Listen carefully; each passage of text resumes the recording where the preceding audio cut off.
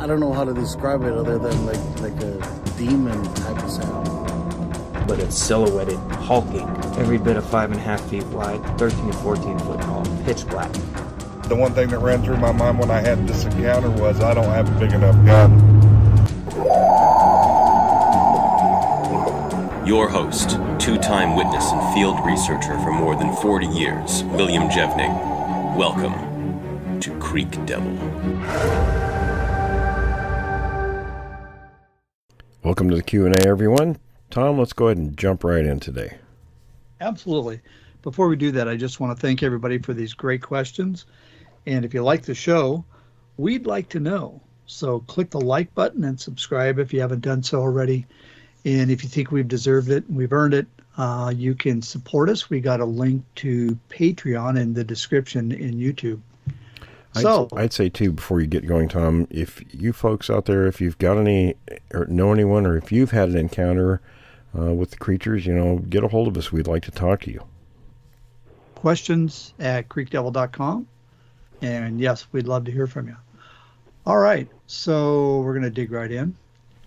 Humans walk and run by straightening their legs and extending it fully by locking the knee. We also do this to stand for long periods with minimal muscular effort. Apparently, Bigfoot can't lock their knees and extend their leg fully. Why is this? And I'm going to throw this. I'm going to start off with Forrest. You're on the hot seat. Forrest, why is this? I'm on the hot seat. Well, if they're like any other primate other than man, they cannot do that.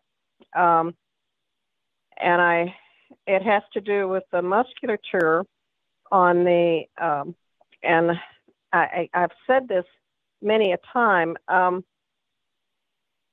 primates don't walk the same. In fact, they don't even walk the same as Bigfoot. They do we do a stagger step, but they are really stagger stepped, and they walk with their legs spread apart. And this has to do with the fact that man is the only bipedal ape, and other than Bigfoot. And we do know that sometimes Bigfoot is quadrupedal because it's reported time and time again. However, if you notice how chimps, gorillas, they will get up and walk periodically on 2 feet. They lack the butt muscles to be able to extend those legs out like we do.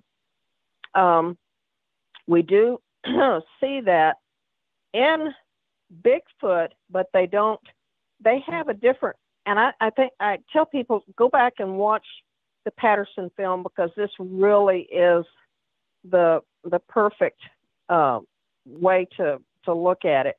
And you can find it out there on the internet where they slow it down, they back it up, they slow it down. Bigfoot does a very peculiar thing, and that they rotate their leg out at the knee and bring it forward. This is called a compliant gait. This is why they walk in a perfectly straight line. We can't even do that. You can't put a man in a monkey suit and expect him to actually copy, because they've tried it, copy the way a Bigfoot walks. It's actually, believe it or not, more efficient than us. I have not ever seen them run with an extension like what we do. We pick our legs up and then run. Bigfoot does not seem to do that in the few times that I've seen them run. And this is partly because they don't have, our foot is adapted for running and walking. Even Bigfoot's foot is not adapted for the strictest form for walking, because they have that metatarsal break in the foot. That is a foot that is in, I would say, in development. It would be the word that I would use, evolutionary development, which I would say at some point in time we probably were in the same, in our evolutionary period. We just haven't found that particular evolutionary ancestor that shows this, but because it just seems like we just all of a sudden had a foot that was developed for walking. And Bigfoot hasn't developed that foot for walking and running like what we do.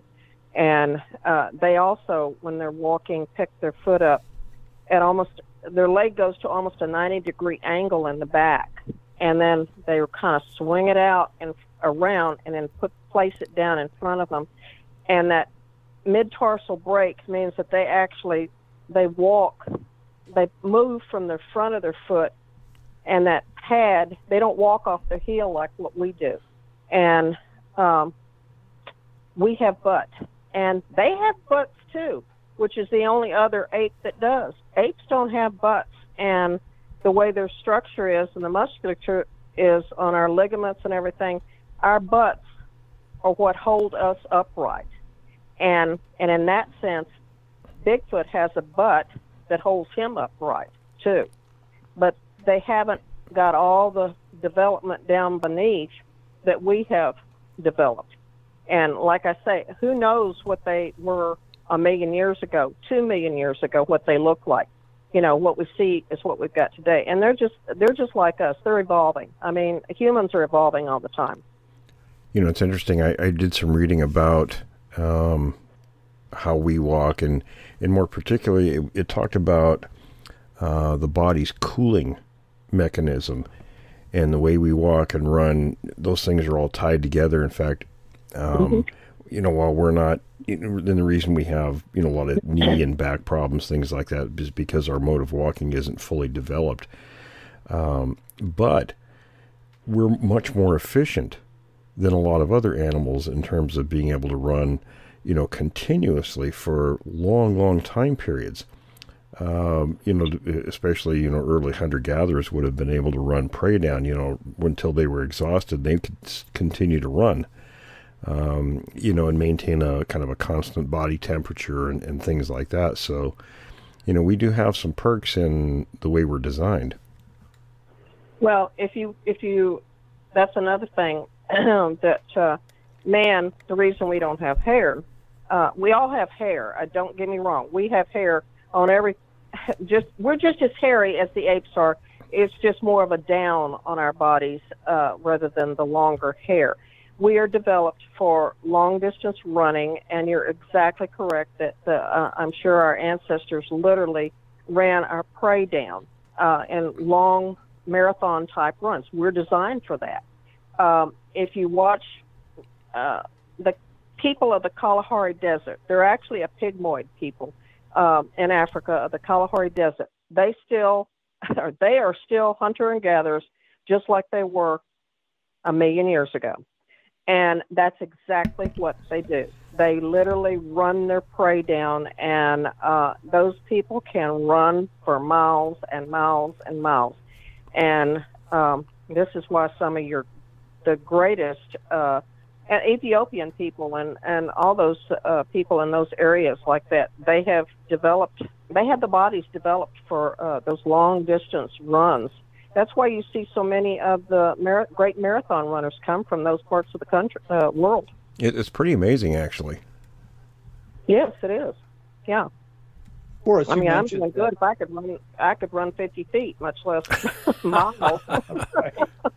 Well, you know, you're talking about how the creatures can walk in a straight line. You know, there's circumstances for humans when we're able to walk even less so in a straight line. Oh, yes. Are you saying Bigfoot, even drunk, they could pass a DUI? I don't know, but it'd be interesting to give it a shot. Give it a try. Pun intended. Oh boy. Okay, right, let's go on. All right. It's devolving here. All right. Annie brings up a really good point. Will, Tom, and Forrest were discussing which primates have lips, and it was agreed that humans are the only lipped ones, and we do get kind of lippy sometimes. However, a lot of encounters feature whistling, and I ditto that 1,000%. That was my first encounter. It was a whistle, loud, sharp whistle. So I'm with you on that. Annie she says, I also think we need to consider the Hiata Tribe. I hope I'm pronouncing that correctly. Their tribal totem poles and the characters on them. and she attached a link, and I took a look at it. The tribe is known for woodworking, seafaring, and trading, and I think what she's referring to are, and Will, you've talked about this in the past a few times, the totem figures that have pursed lips, right, as being indicative of being a Bigfoot, a night whistler. So Annie, if I didn't understand your question correctly, shoot me another one, correction, and say this is what I really meant. But I think this is the direction she was going.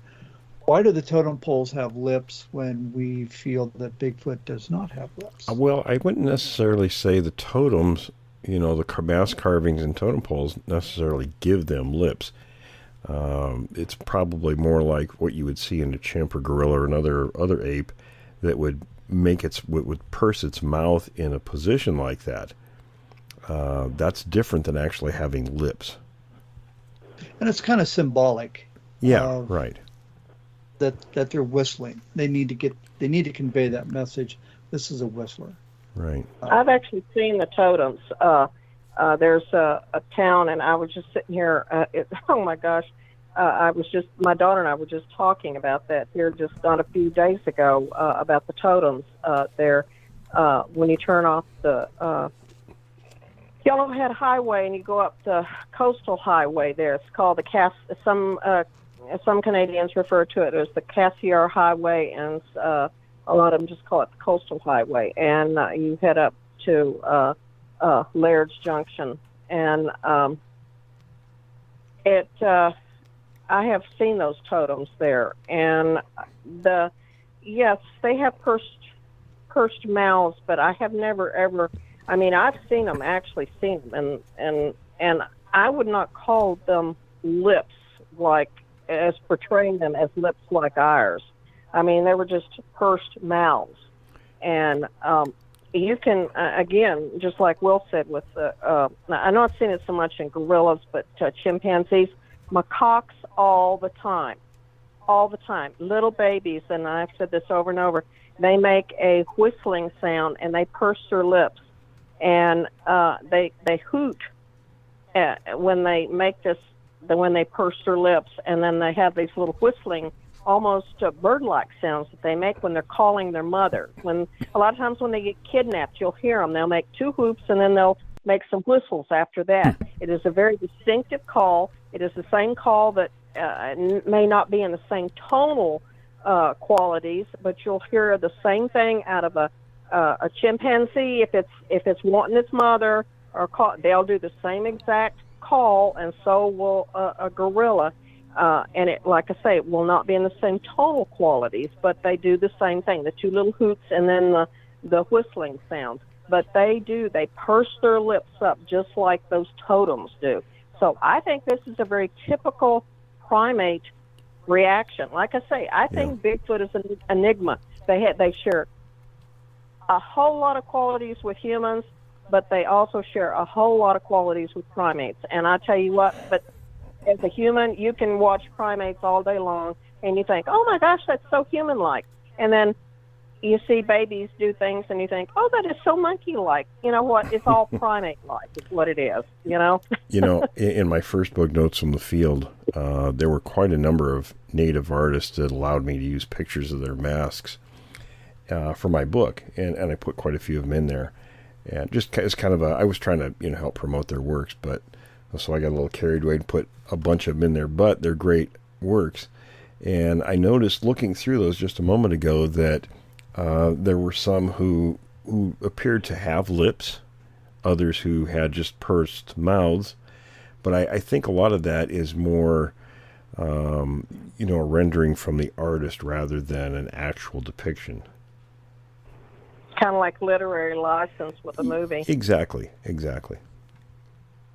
maybe they're putting the lips on them to convey that, hey, this is a whistling. It's something that humans would understand, and maybe not, an exact replication of what the creatures would look like doing it.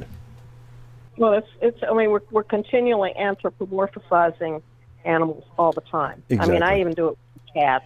Tom and I both do it with our cats. So. And especially with artwork, it's to convey from, the artist, which is a human, to other humans. what is coming from that piece of art. It's not necessarily, nuts and bolts rendering. Exactly. Well, and if we're talking about the totems, I would say pretty much everything in the totem is some kind of symbolic representation. It's not a exact, and it's not. I don't think it's intended to be. Right. No. Even the eagles. I mean, let's face it. You can only do so much with with a pole. So you're kind of limited on what you're doing with those things anyway. So I think that what ends up happening is with each tribe there is a standard form of artwork, and this will be passed along through the eons of time. You see it in Egyptian artwork, you see it in Roman artwork. It's just it's a natural thing that humans do. It'd be great to have some native artisans on the show to talk about, what they put into their work and what they're trying to convey, etc. Yeah, it would. Yeah, absolutely. And again, kudos to some of that artwork. I mean, it's beautiful. Look at the Seattle Seahawks. It's all beautiful. It's great. Yes. I love their logo. Okay. Okay, so when your group goes out looking for Bigfoot, how long does it usually take to determine if there are Bigfoot in the area present?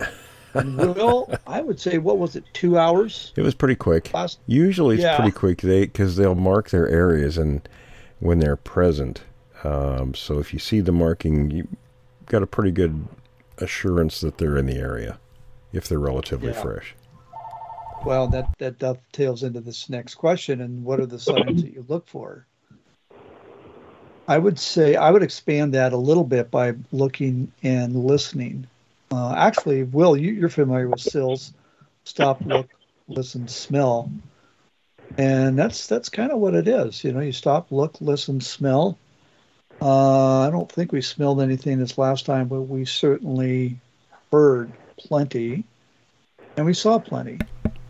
Yeah, typically the marking you're going to look for is the 90-degree tree breaks or twists. That's typically what they do. Now, they'll do other things, but that's the common one.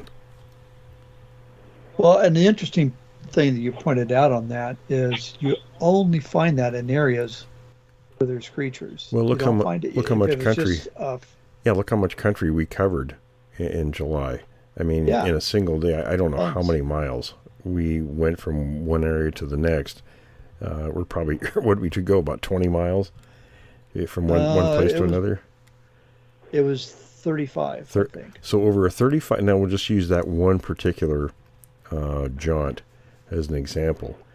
For a 35-mile jaunt up through the forest from point A to point B, I told you guys, I said, now watch for the markings. And we didn't see any, did we?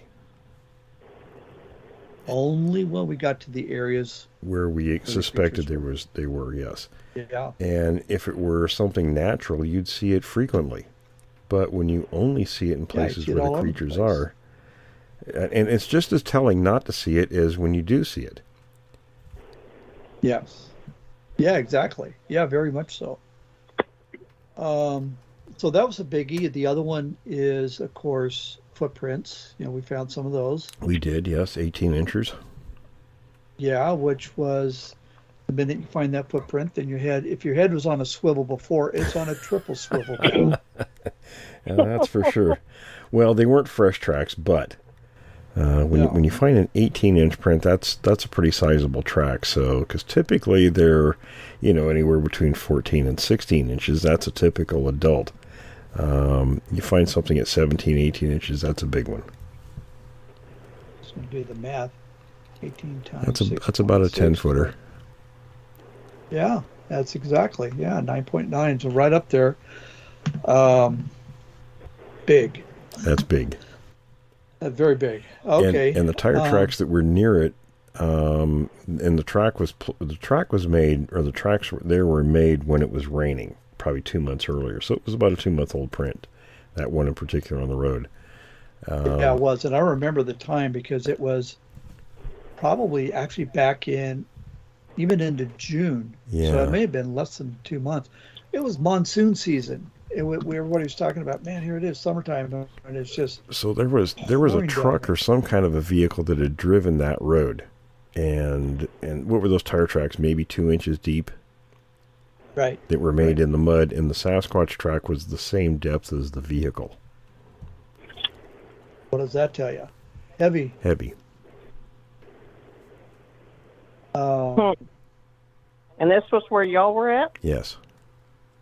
One of the areas. The area that we were at was, it was just like one ridge line after another. Just it's a huge area. Yeah, we had a search pattern we were doing in that region, so we were kind of systematically working those ridges. Well, now, was that anywhere near where, oh gosh, now I just had a brain fart. Oh,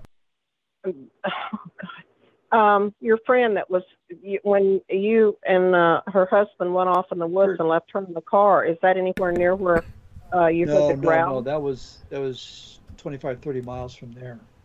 Oh, okay. Yeah, that's a long ways from there, but this is an area where Kurt and I and another friend of mine, actually 3 other buddies of mine, have been up there various times over the years.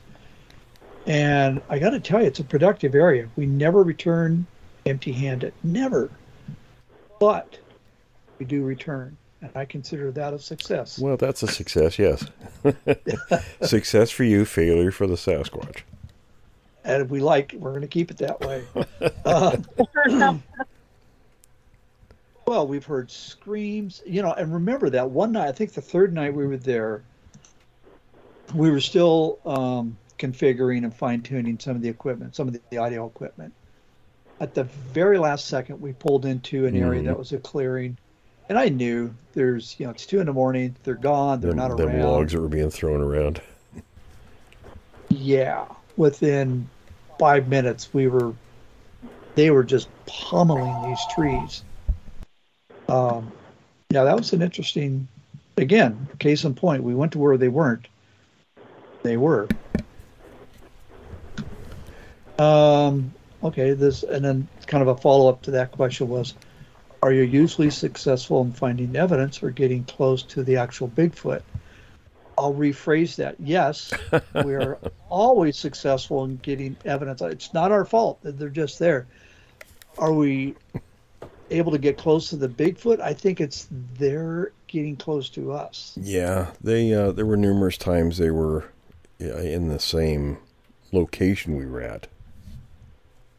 Yeah. And it was I got to tell you, when they pick up something the size of a telephone pole and smash a tree, and that's like 50 yards away. It was quite a distance, and it was loud. Loud, and it caught her undivided attention for the whole group immediately. Okay, so what do we get next? All right. Okay, so this person says, I've heard about wildlife biologists doing their doctoral research on wolverines, one of the most wild and elusive creatures of the boreal forest, and incidentally, the area where we were, I have seen a wolverine there one time. Very, very husky thing. He said it took years of outdoor work to finally get direct observation. When visiting the Great Lakes in Ontario, I was told a similar story about cougars. They had found tracks, and they're in the park. It would be interesting to hear from biologists, wildlife biologists, researchers who do this type of work on animals. How long does it take to get an actual sighting? And actually, I think that's a very perceptive question. I like that. That's a very good question. Good kind of an analogy there. He wants to know particularly what techniques are used to locate their animals. I know what we use, but we're not looking for wolverines or cougars. No. Other than out of the corner of our eye, just make sure, okay, we're good, Anyway, I think that was more of a comment, and I thought it was really good. Yeah, I guess we'd have to get one of those biologists who do that to talk to us and tell us how they do it. Yeah, I think that would be an interesting. I don't think it would work with these creatures, but just as a point of interest. Yeah, no, it obviously would not. Um, and anyway, that's so.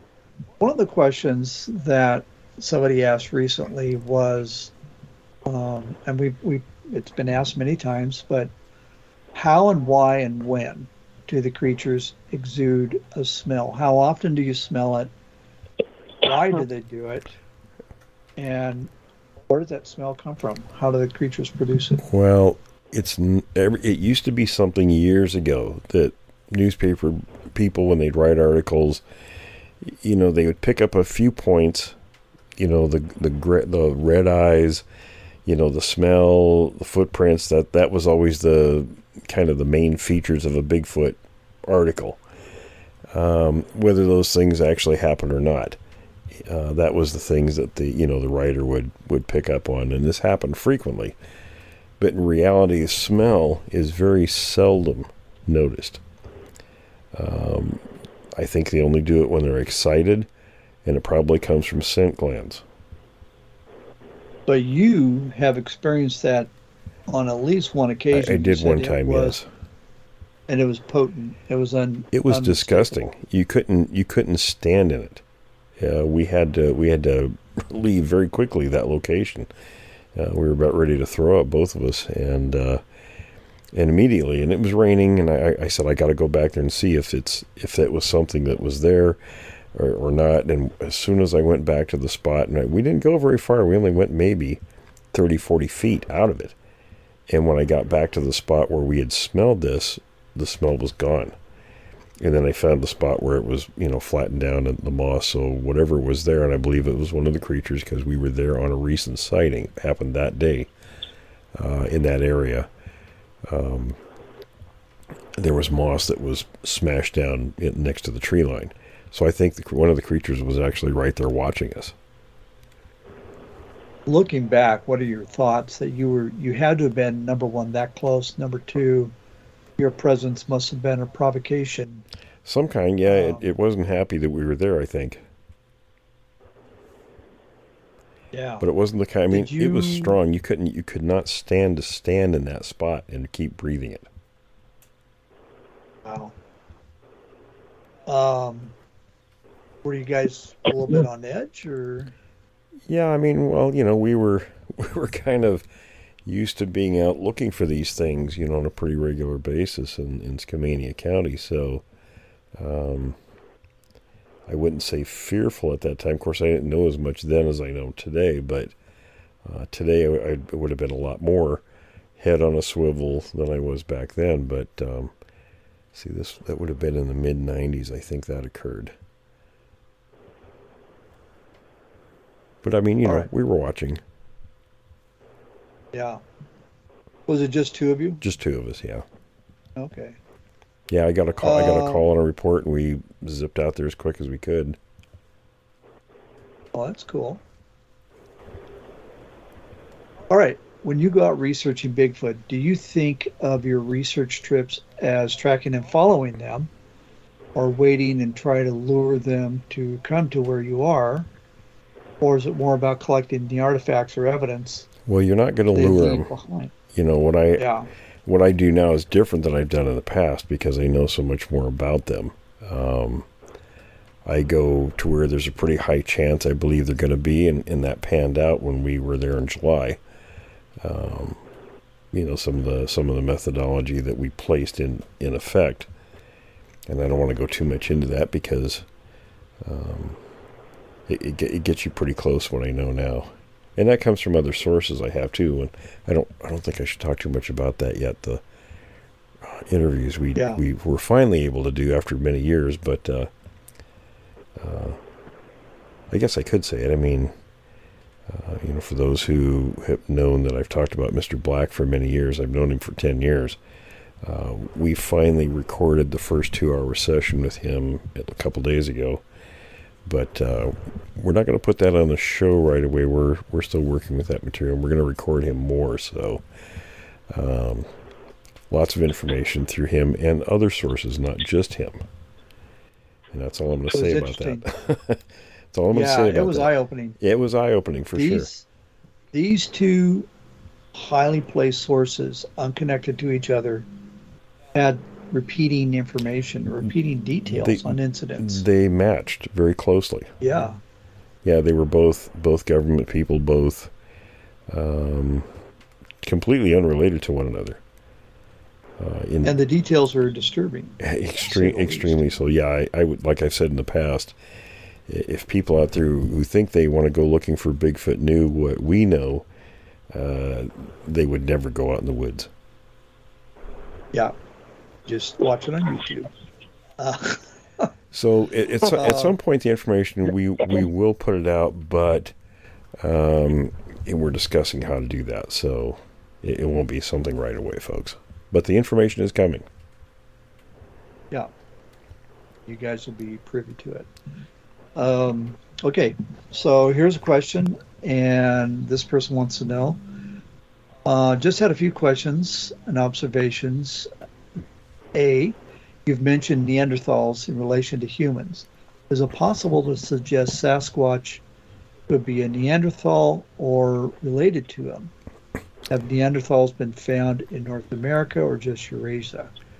Well, we'll pass this off to Forrest, but I want to mention one thing in a minute. We did ask Mr. Black that specific question, and he said they're not human, they're not ape, they're their own thing. Yeah. And apparently that's what they were told. Now, are you referring to Neanderthals, or are you referring to Bigfoot? Well, the Sasquatch, yeah, okay. Yeah, the Sasquatch, he said, were their own thing, their own species. Yeah.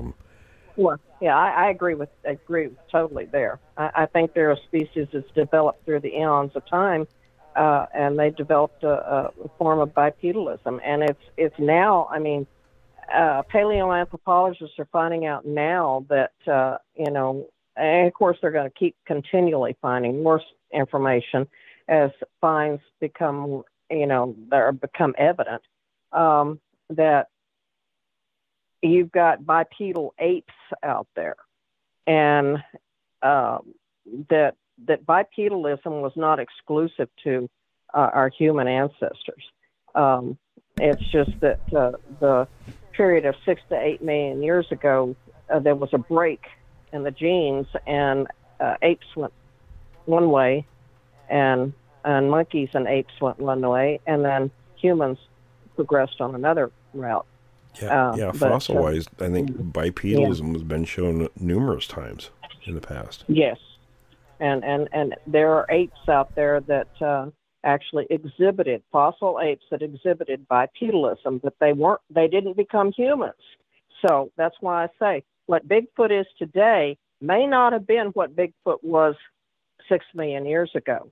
And we could be actually, in some of these finds, actually be looking at what may have actually been an ancestor to what became Bigfoot. Nobody knows. And you remember, Forrest, the other guy we had on, John, my other anthropologist friend, he said that too. He felt that was a strong possibility. Exactly. Yeah. I mean, they had a find in Borneo here just recently. And I say just recently, it could have been 10 years ago, and they're just now announcing it. You know how that goes. So, I mean, I get really, I don't know why these paleoanthropologists, anthropologists, archaeologists, any of them can't just throw this stuff out there and let the whole of academia and even non-academics look at this stuff and analyze it and have put in opinions, but they don't want to do that. That's not the way they handle it. So they hold it back, and then you may not hear about it until 10 years later, and you go, oh, and they make it all sound like, well, it just happened yesterday. So I'm not really for sure when they actually excavated this body, but they just found basically what represents Homo sapiens sapien in Borneo, with a dating of like 1.9 million years. That's pretty early. Mm-hmm. So, they find this stuff all the time, and like I say, they hold back on it, and then I've been following this development. I thought was fairly recent too, of a discovery, a bipedal ape in Chad, and I mean, they're saying that this ape was bipedal, and they did have some quadrupedalism. It's a Sahelanthropus.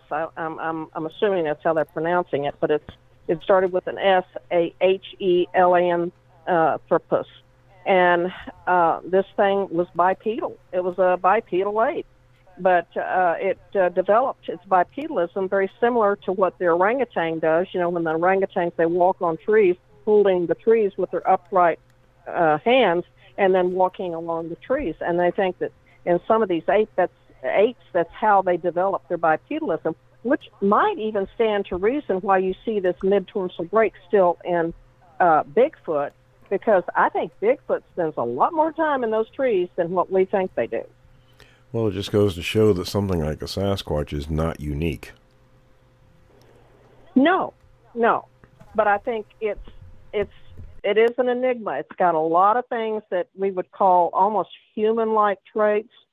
The intelligence level is so advanced as far as other apes are concerned, but it also exhibits a lot of just plain apish type qualities too.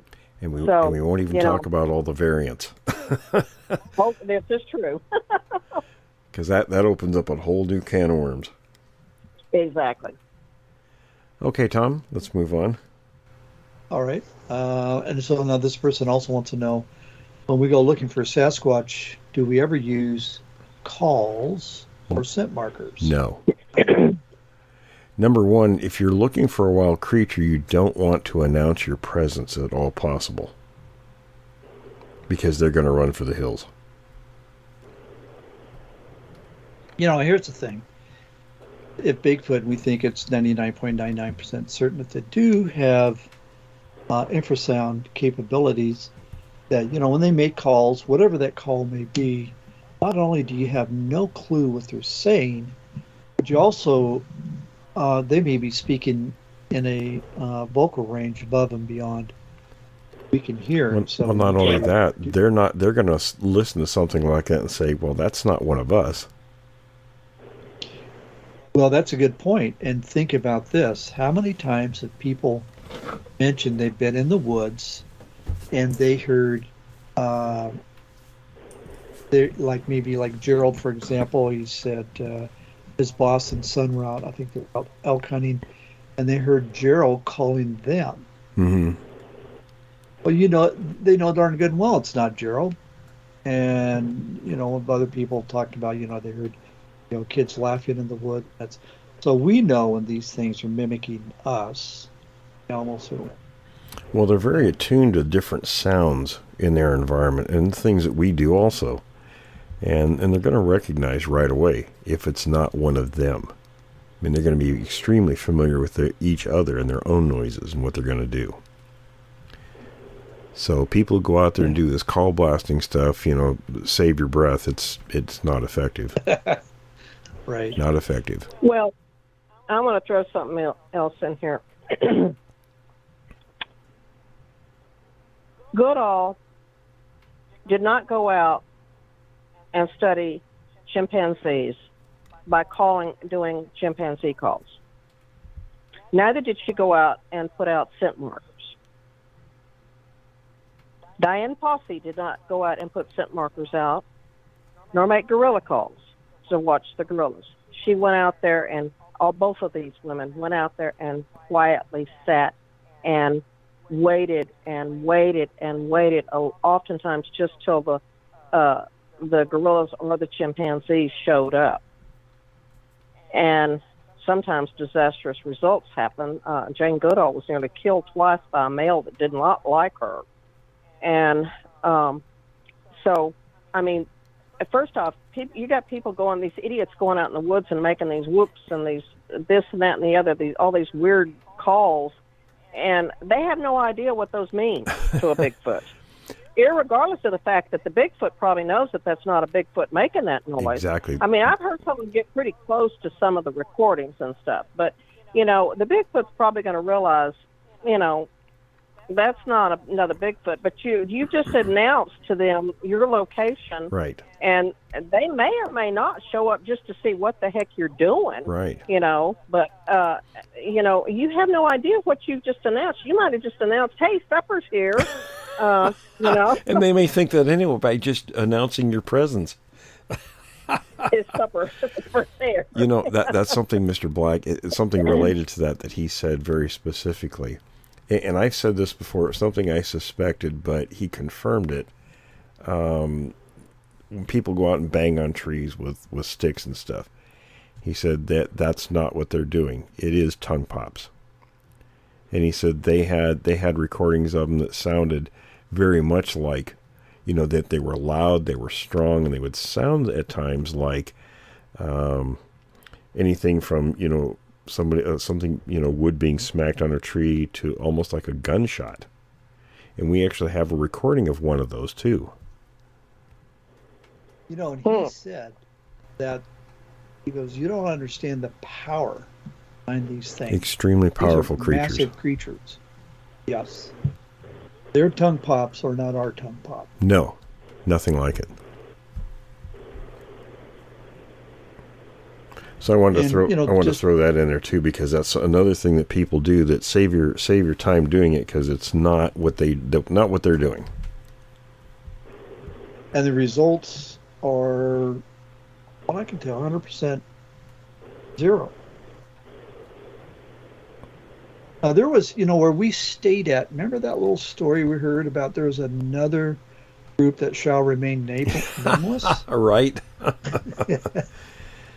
And they went out and they worked on, I don't know what it was, whiskey or something, and then they got to do these Bigfoot howls on the highway. Yeah, right. They didn't even go out in the woods. They were right there next to the hotel. Yeah.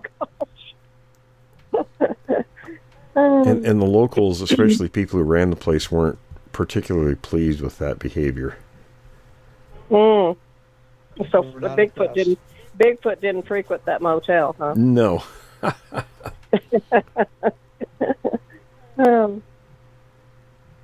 Okay. I wonder what they'd order: king size or queen size? Well, I haven't.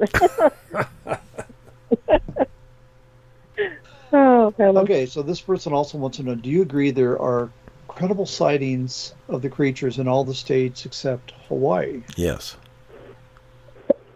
That's true. Now, more so in some than others. I mean, there's some of the Midwest states that right. They do get them, but I don't think they get quite the intensity that you get on the East and the West Coast. Well, and again, you got to remember there's, 22 different variants of these things, so with different personalities and temperaments and all these factors. So, you might have one variation that's not quite as aggressive as another one, let's say. So maybe, the more aggressive ones are being seen more often in a location, but there might be just as many of the other kind, in an adjacent area that you would think there wouldn't be anything in. But yeah, Mr. Black talked about some of the ones that are just downright creepy. Yeah. Yeah. They're all creepy, but some of them were exceptionally creepy. Exactly, yeah. How do they remain undetected the way they do? Well, there's a lot of animals that remain undetected. I mean, you go out driving around through the forest, how often do you see wildlife? I mean, typically it's not very much, right? Right, exactly. Especially in the Northwest, in the Cascades, they're there, but it's a very heavily vegetated. Humans are noisy and obnoxious creatures, and most wildlife keep their distance from us. Yeah. They know we're dangerous. They do, exactly. Some are dangerous and idiots.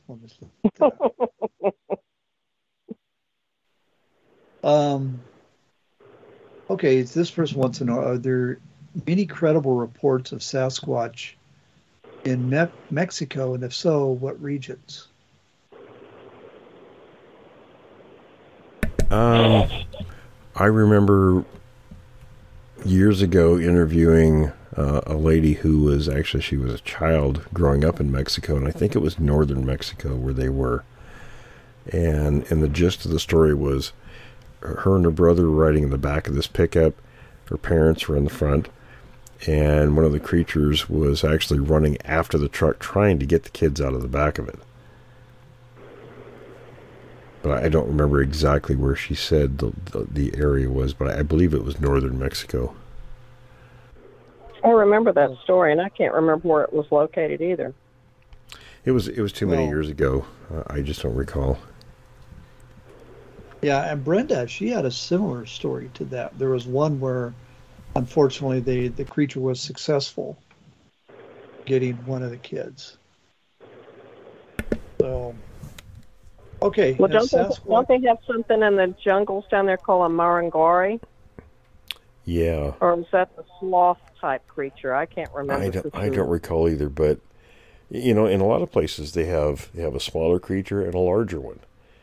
You see it, you know, from Australia, South America, Africa, all these different regions, even in Asia with the yeti. Yeah, they call them brownies or something in Australia, the little ones. Yeah, something like that.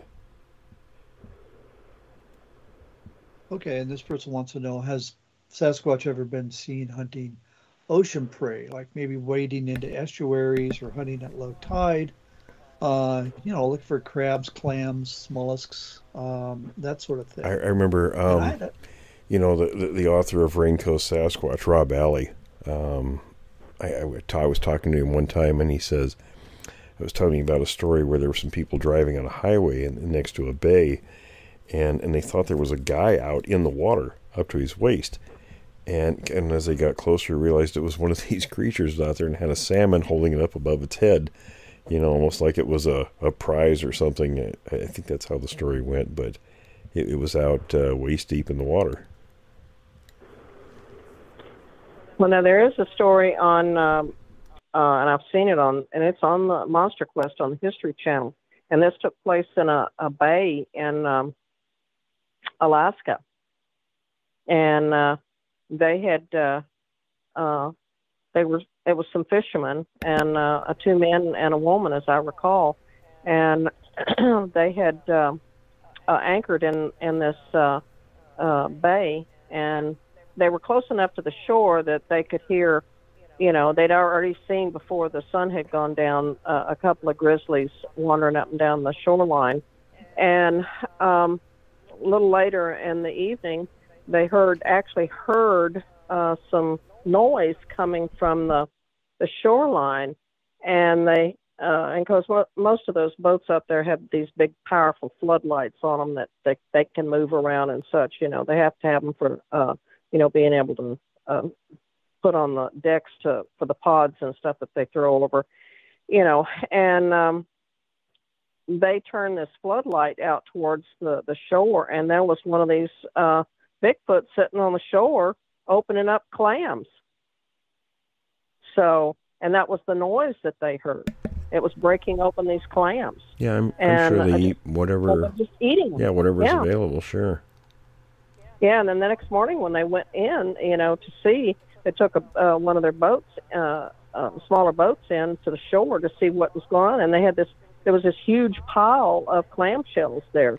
So this thing had been out there feeding all night on these clams. You know, I'm sure they watch native peoples, you know, eat shellfish, because I remember when I was taking my archaeology training, that was one of the first couple of sites I got to work on digs.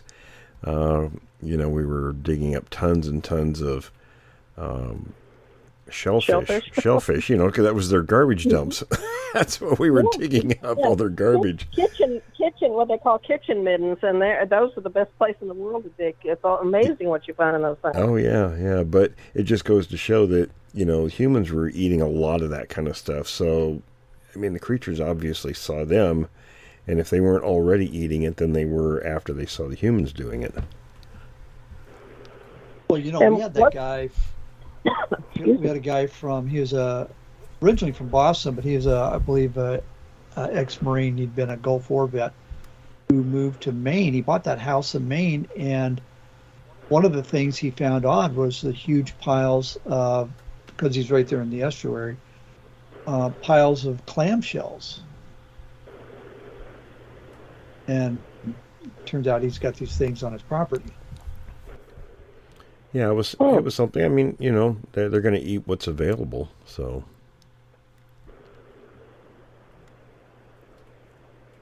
Raw clams, absolutely. Clams are good. Sure. And then finally, kind of a follow-up to this question. This person wants to know if there's a predictable time and means to find them, and I think we know the answer to that. But Will, I'll pass that off to you. What do you mean? A particular time to go looking for these things? Well, I'm going to say a particular time of day.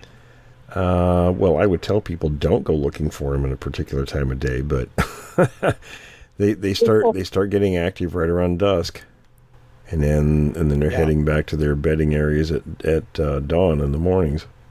But they're also feeding during those time periods too. Yeah.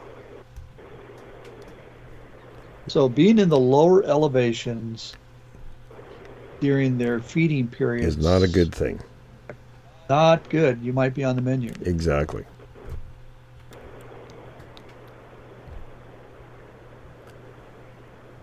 Well, okay, if Sasquatch seems closely associated with water or swamps, is there any evidence that they're persistent living in dry areas and they're not moving through them?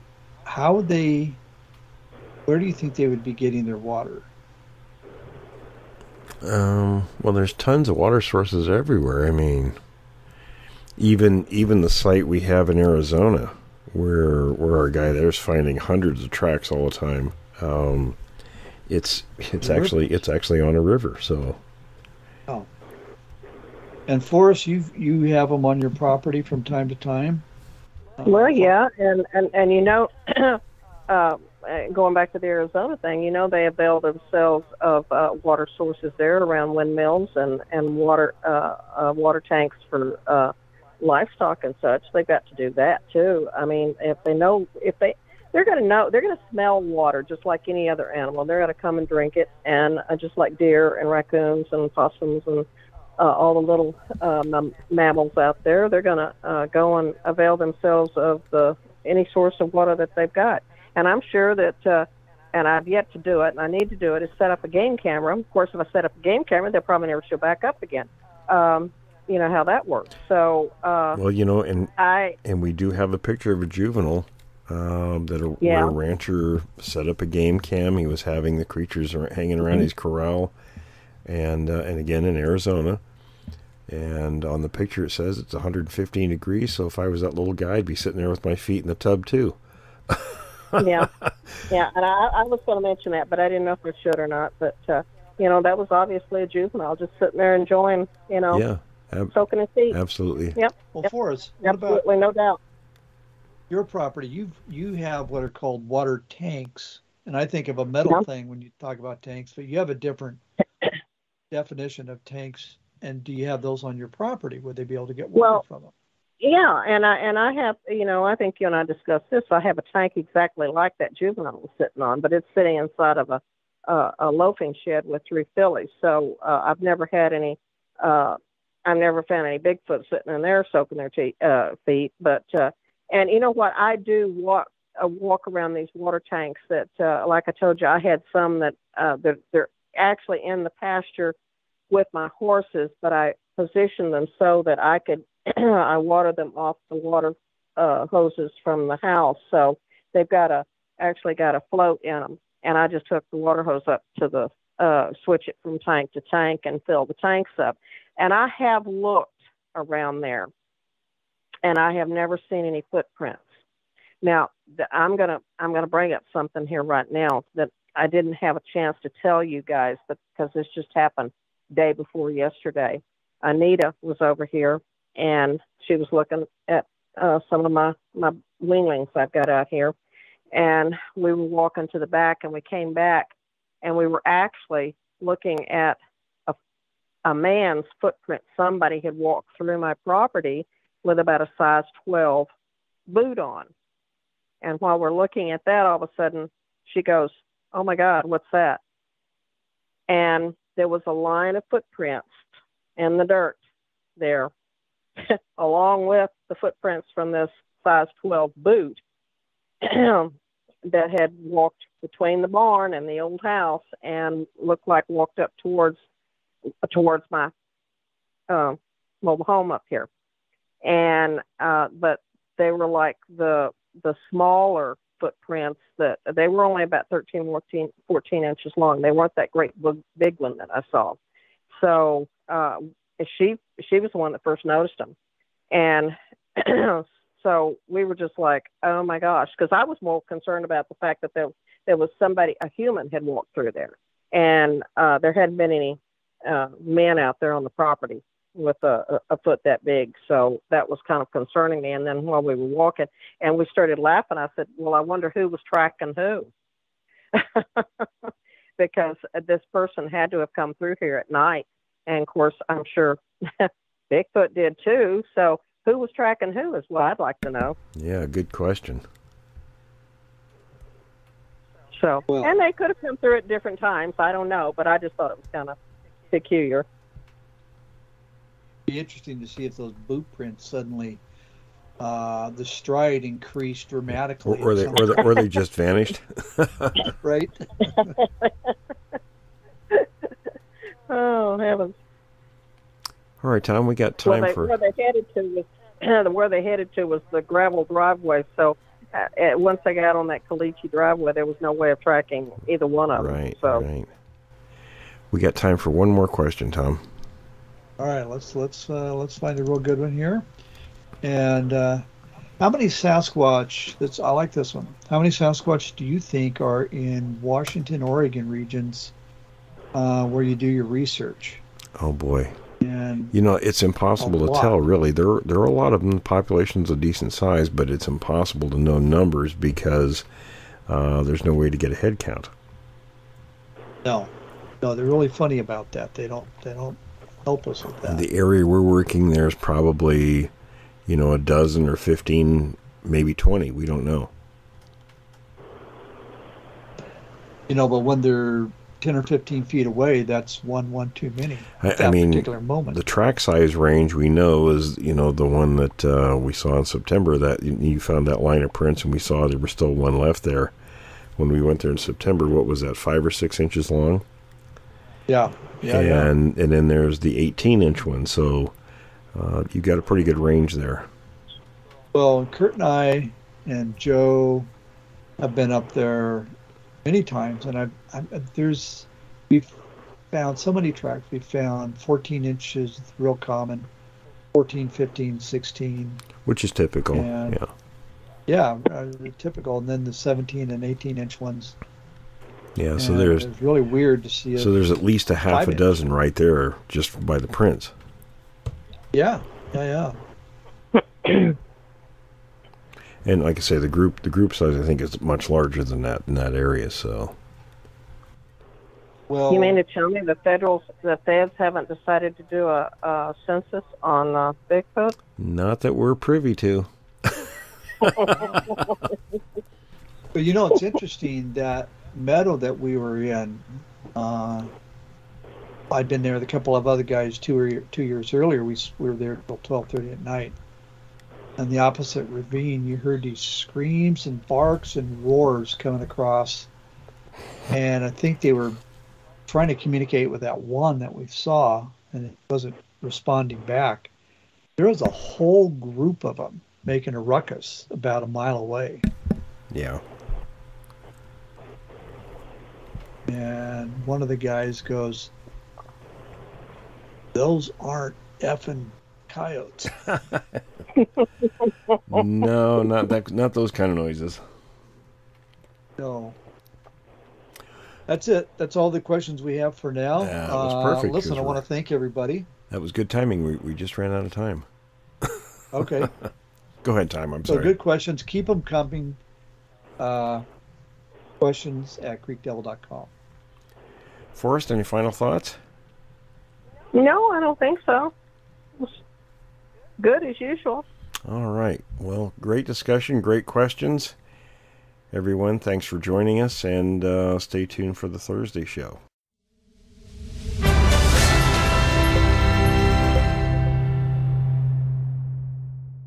In Bigfoot history, Northern California, Bluff Creek Road, August 27, 1958. Jerry Crew gave this as the first date on which Bigfoot prints showed up on the new road under construction, about 20 miles north of the Klamath River, in the valley of Bluff Creek in 1958. There is no record of when or how often the tracks were seen, but the men on the job had the impression that whatever was making them was coming by on a regular route, from northwest to southwest, about one night a week. Sometimes, but not always, it would walk close by the road-building machinery. Bluff Creek flows south out of Del Norte County into the Klamath, about 4 miles above its junction with the Trinity. It is in a country of rounded, heavily timbered ridges, with a few mountains reaching 5,000 feet.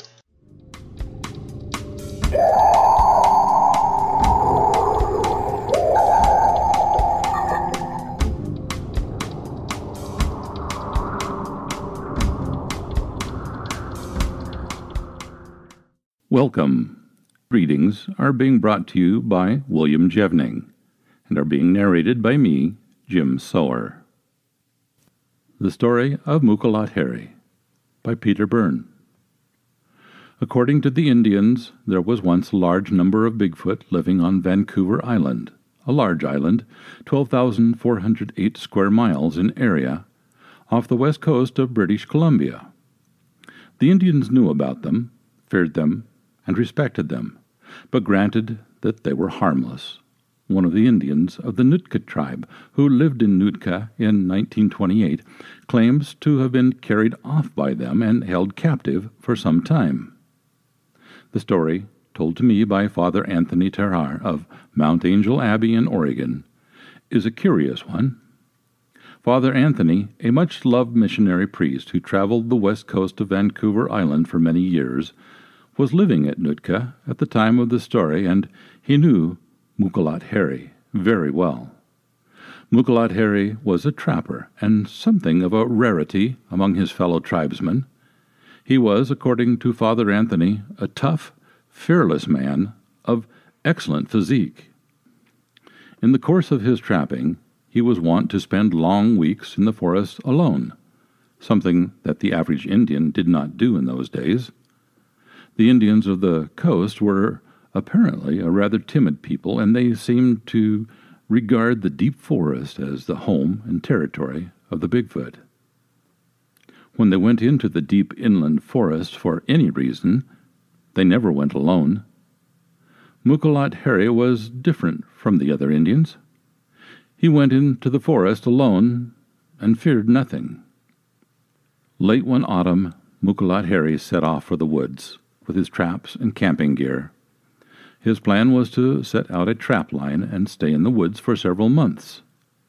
He headed for his favorite hunting area, the Kenuma River, at the head of Tlupana Inlet.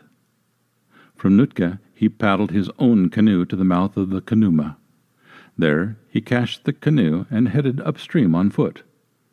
Approximately 12 miles upstream, he made his base camp, and after building himself a lean-to, started to put out his trap line. One night, while wrapped in his blankets and clad only in his underwear, he was suddenly picked up by a huge male Bigfoot and carried off into the hills. He was not carried very far, probably a distance of about 2 or 3 miles at the most. When daylight came, he was able to see that he was in a sort of camp under a high rock shelf and surrounded by some 20 Bigfoot. They were of all sexes and sizes. For some time they stood around him and stared at him. The males to the front of the curious group, females behind them, and young ones to the rear. Mukalot Harry was frightened at first, and his fear grew to terror when he noticed, he said, the large number of bones lying around the campsite. When he saw these, he was convinced that the Bigfoot were going to eat him. The big feet did not harm him in any way. Occasionally, one came forward and touched him, as if feeling him, and when they discovered that his skin was loose, it was in fact his woolen underwear, several came forward and pulled at it gently. While they looked at him and examined him, Mukalat Harry sat with his back to the rock wall and did not move. He was cold and hungry, but his thoughts were only on escape. Sometime in the late afternoon, curiosity on the part of the Big Feet seemed to slacken, and with most of the Big Feet out of camp, probably food gathering, he thought, there came the opportunity that he needed. He leapt to his feet and ran for his life, never looking back. He ran downhill toward where he guessed the river to be, and sure enough, he soon came to his campsite. In what must have been blind panic, he bypassed his camp and ran for 12 miles to where his canoe was cached at the mouth of the Kenuma. Father Anthony describes the story of Mukalat Harry's arrival at Nootka as follows. It was probably 3 in the morning. He and his brother Benedictines were asleep, and the village was quiet. Suddenly there was a series of wild cries from the waters of the inlet. Lights were lit, and he and others hurried down to the water's edge. There, nearly frozen and exhausted in his canoe, lay Mukalat Harry. He was barefoot and clad only in his wet and torn underwear, and he had paddled his canoe through the winter night 45 miles from the mouth of the Kenuma River. Father Anthony and his companions carried the almost lifeless form up from the water's edge. It took 3 weeks to nurse Mukalat Harry back to sanity and good health. Father Anthony, who took him into his own care, did the nursing, and he told me, Peter Byrne, that during the course of these 3 weeks, Mukalat Harry's hair turned to pure white. The story of the kidnapping came out slowly. At first, Mukalat Harry would not talk to anyone. He told Father Anthony that what had happened, and later others. When he was fully recovered to health, he was asked when he planned to go back to collect his belongings. The camp equipment, his pots, his pans, his trapline, and above all, his rifle, and the lean-to on the Kenuma. In 1928, a trapline and all of its pieces must have been worth a great deal to an island Indian. A rifle alone would be regarded as a highly prized possession, but Mukalat Harry never went back to the Kenuma. Not only did he never return there, according to Father Anthony, he never left the settlement at Nootka, never went in the woods again for the rest of his life. He preferred to lose all of his valuables and property, hard-won possessions, rather than risk another encounter with the Bigfoot. Late in 1972, I had occasion to visit Vancouver Island. I was on a routine investigating trip, and when I found myself at Nanaimo, not too far by road from the west coast and the scene of Mukalat Harry's adventure, I drove there. I stopped in Gold River and obtained from the Royal Canadian Mounted Police some maps and instructions on how to get to the Kenuma River area. Nowadays, there is a logging road that runs all the way down to the mouth of the river. And one Sunday morning, with the logging trucks out of the way, I drove there and made camp on the Kenuma. I spent several days there, walking the riverbed and exploring.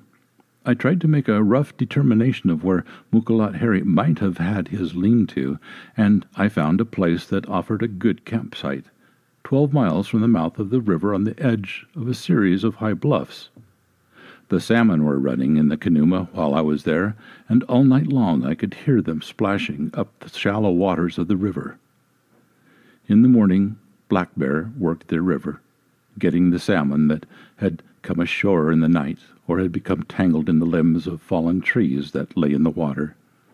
I counted 6 bears in several days. The country was generally wild and deserted, and the actual mouth of the Kenuma, where it flowed into the salt waters of the inlet, was one of the most beautiful places I have ever seen. Some of the forests close to the river had been logged off, but the logging work had moved on west, and while I was there, It was quiet. The days began with morning mists on the river, and then warmed to the clear crispness of perfect autumn weather. Evenings were cool and damp, and nights bright with the starlight that provided almost enough light to read. I found no sign of Bigfoot on the Kanuma, nor any sign of Mukulat trap line or lean-to. I hardly expected to find anything of the latter after 40-odd years. But even though Mukulat was long gone, the river and the forest remained unchanged. The splashing salmon, the cold, clear water of the Kanuma, the moss-covered banks, the shallow pools in the forest that the Kanuma drained, that were the breeding places of the salmon, the river birds, the plodding bears, the deep silent waters of the inlet. All were as they must have been 40 years before, when Mukulat reached his canoe and made his camp there. Copyright Peter Byrne, The Search for Bigfoot, 1975. The story of Mukulat is an outtake from Mr. Byrne's book, With His Permission, 1999. Bobby Short. This is the end of the second reading. Thank you for listening. Thanks for listening to this episode of Creek Devil. If you or anyone you know has had an encounter with these creatures, please contact us at williamjevning@yahoo.com. That's William, Jevning, @yahoo.com. All communication is confidential.